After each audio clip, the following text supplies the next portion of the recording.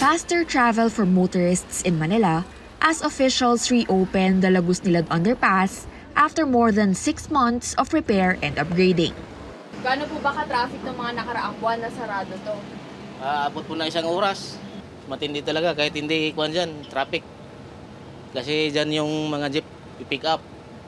Dyan kami lahat dadaan. Iikot pa po hanggang doon sa Lunita, Rojas. Ngayon hindi na. Ay malaking bagay po itong pagbubukas ng Lagusnilad. Malaking biyahe nawawala sa amin pag sobrang traffic.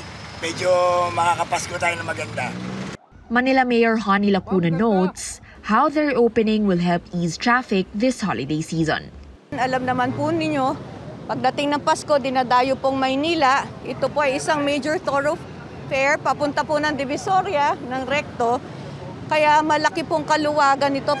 City officials say the newly cemented road, which was notorious for being flood-prone, has already been heightened.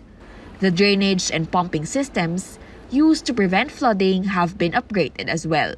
Naasahan po natin na hindi na sila makakakita ng mga lubak-lubak pagdaan nila kapag tuwing umuulan po. Pangalawa po, inaasahan po natin na hindi na rin po magbabaha. May nakuha kaming 100 million na additional para sa phase 2 ng pumping station natin. Kasi importante yung pumps, mailabas yung tubig.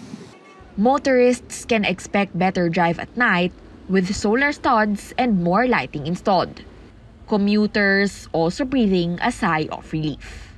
Okay po kasi yung school ko, pagkapasok po dyan, pag-angat dyan po agad ako bababa. Unlike nung dati umiikot pa po sa National Museum, medyo hassle. The Lagusnilad Underpass can serve motorists 24/7. Kari Kator, CNN Philippines.